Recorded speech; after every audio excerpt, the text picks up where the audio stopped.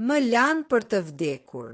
Gazetari Elton Tozaj rrëfen Tmerin, si më dole në prit pas skandalit me videon intime.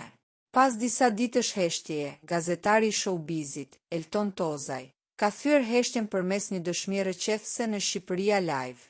Ai ka treguar detaje nga dhuna barbare që pësoi, duke e cilësuar atë si një atentat të mirëfillt ndaj lirisë së tij të fjalës dhe integritetit fizik. Lidhja intime e një vajze të njohur të ekranit me një eksponent të botës së krimit, i cili rezulton i shpallur në kërkim nga SPAK.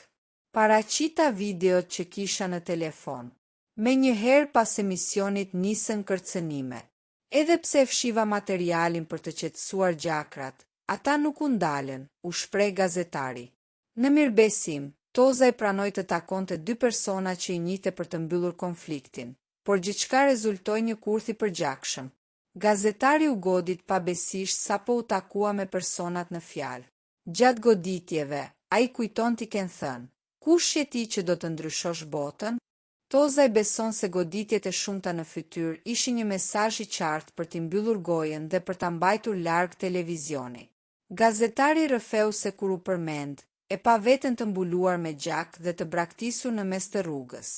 "Kam përshtypjen se më lan për të vdekur", tha ai me zërin që i dridhej, ndërsa shtoi se ende nuk ka bërë denoncim zyrtar pasi pret që prokuroria të lëvizë kryesisht, ndërsa frika për jetën e tij dhe të nënës mbetet e madhe.